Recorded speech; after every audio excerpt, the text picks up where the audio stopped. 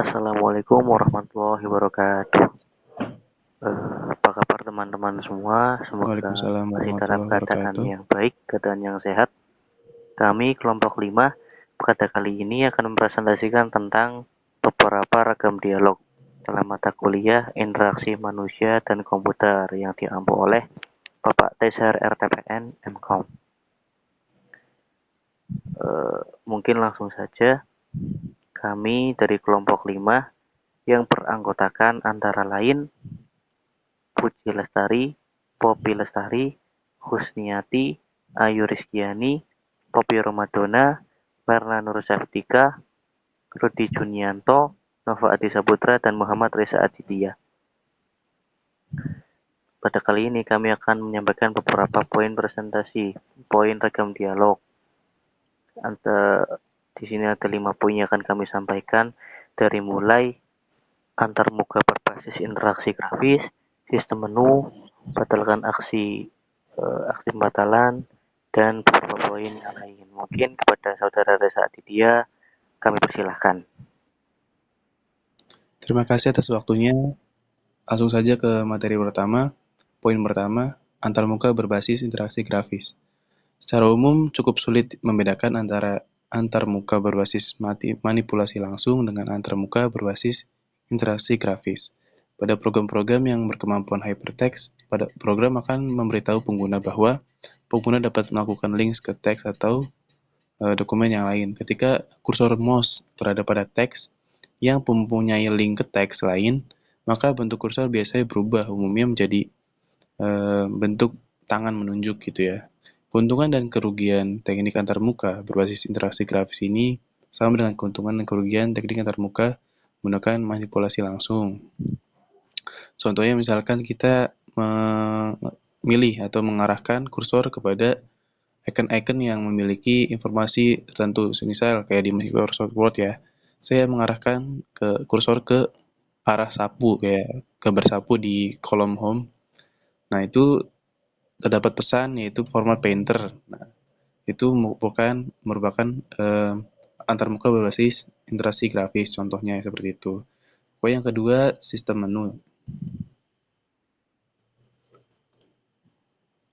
Yang kedua itu sistem menu. Sistem menu merupakan pilihan yang tepat untuk menunjukkan kemampuan dan fasilitas yang dimiliki oleh sebuah program aplikasi kepada pengguna. Menu adalah daftar sejumlah pilihan dalam jumlah terbatas, yang biasanya berupa suatu kalimat atau kumpulan beberapa kata. Ditinjau dari teknik penampilan pilih-pilihan pada sebuah sistem menu, dikenal dengan dua jenis sistem menu, diantaranya, pertama, sistem menu datar dan sistem menu tarik. Sistem menu datar ini, dalam sistem menu datar, kemampuan dan fasilitas yang dimiliki oleh suatu program aplikasi akan dinampilkan secara lengkap dan biasanya menggunakan kalimat-kalimat yang cukup panjang. Contohnya sistem menu datar itu kayak di Windows. Terus kita ke menu help dan support ya. Itu terdapat menu-menu yang memiliki kalimat-kalimat yang cukup panjang gitu. Nah, itu ya disebut dengan sistem menu datar. Kalau sistem menu tarik atau pull down yang berbasis pada struktur hierarki pilihan, sebuah menu tarik pada dasarnya adalah sistem menu yang pilihan-pilihannya dikelompokkan menurut kategori tertentu atau menurut cara tertentu sehingga mereka membentuk semacam pilihan.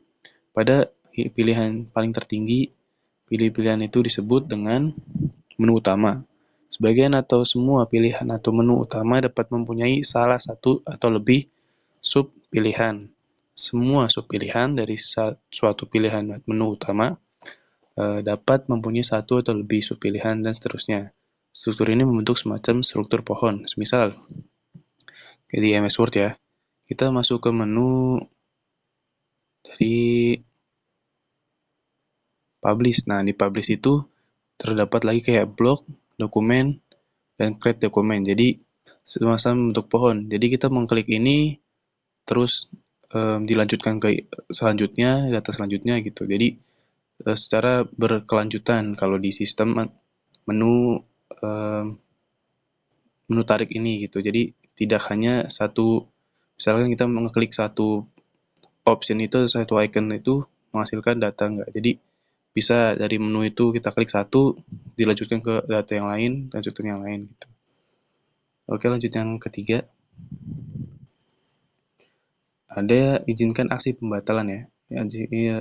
Izinkan aksi pembatalan ini seperti kita contohkan lagi seperti di MS Word ya. Semisal kita mengetik suatu makalah atau suatu tulisan pada MS Word, ketika ada salah ataupun ada kata-kata yang tidak sesuai, itu bisa dengan Ctrl Z ya. Itu berarti undo, menghapus atau kembali kepada kata sebelumnya. Misalkan kita ngeklik menuliskan kata yang salah, misalkan awas jadi asau. Jadi itu bisa dikontrol Z untuk meminimalisir backspace ya. Itu bisa menggunakan Ctrl Z. Ataupun semisal kita kebanyakan undo. Jadi misalkan kata-katanya tuh padahal cuma satu yang typo ya. Jadi kita terlalu banyak mengontrol Z tersebut, bisa dimajukan lagi menggunakan Ctrl Y. Nah, Ctrl Y itu berarti repeat oleh live, jadi ke depan lagi gitu. Bisa, itu namanya izinkan hasil pembatalan. Kalau misalkan juga contoh lain, ingin menutup file yang belum bisa tersave ya, itu berarti izinkan pembatalan aksi close.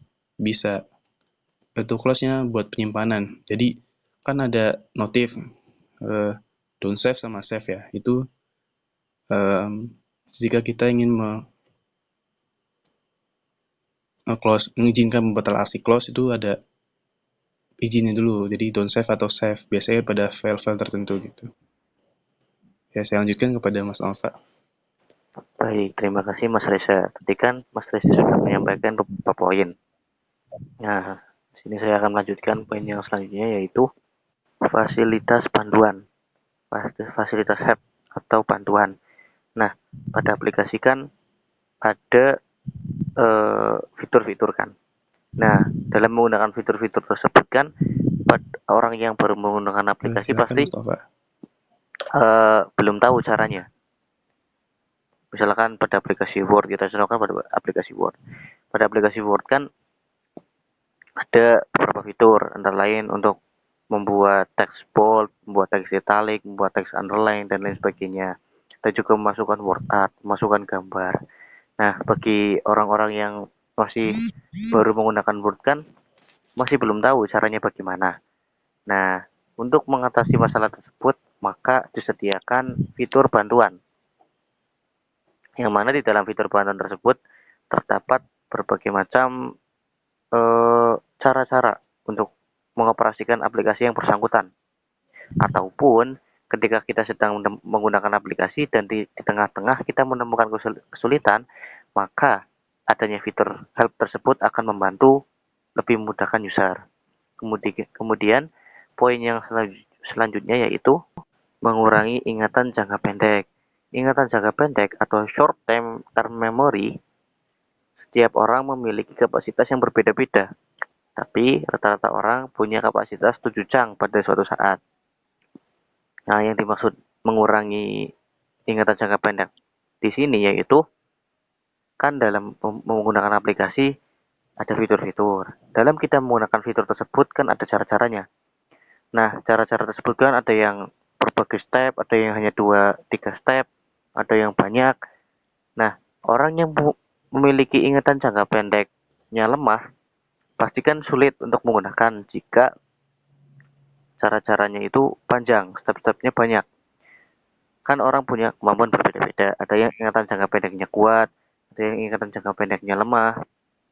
Nah, di sini saya akan lebih rinci lagi agar lebih jelas mencontohkan ada Word 2007 dan Word 2013 kan. Pada Word 2007, ketika kita akan membuat list 1, 2, 3, list ABC atau yang lain itu kan menambahkannya dari tab home. Dan di tab home kan ada tambahkan list. Kemudian ketika kita sudah klik tombol list tersebut akan terbuat. Nah, sedangkan pada Word 2013 itu kalau kita ingin membuat list, misalkan kita ingin buat list 1, 2, 3, maka tinggal ketikkan angka 1 kemudian titik lalu spasi, dan pada pada sistem, otomatis akan membuat list, sistem membuat repeat kelas. Nah, dengan fitur tersebut kan akan lebih memudahkan. Dan orang yang punya ingatan jangka pendeknya lemah akan lebih mudah dalam menggunakan. Tinggal klik satu titik spasi, enter akan lanjut 2, 3, dan seterusnya. Untuk minimalisir orang yang punya ingatan jangka pendek lemah agar mudah menggunakan aplikasi tersebut, untuk mengatasinya yaitu tadi, mengurangi langkah-langkah yang dapat dikurangi agar lebih efektif dan efisien dalam menggunakan aplikasi tersebut. Mungkin presentasi pada kali ini cukup sekian. Hanya itu yang dapat kami sampaikan. Demikian tadi poin-poin yang 5 tadi yang sudah kami sampaikan tentang ragam dialog. Adapun nanti ada pertanyaan atau kurang jelas, silahkan ditanyakan. Kami mohon maaf sebesar-besarnya karena pada presentasi kali ini terdapat banyak sekali kekurangan. Dan terima kasih kepada teman-teman yang sudah menyimak dan mendengarkan. Dari kami cukup sekian, kami akhiri. Wassalamualaikum warahmatullahi wabarakatuh.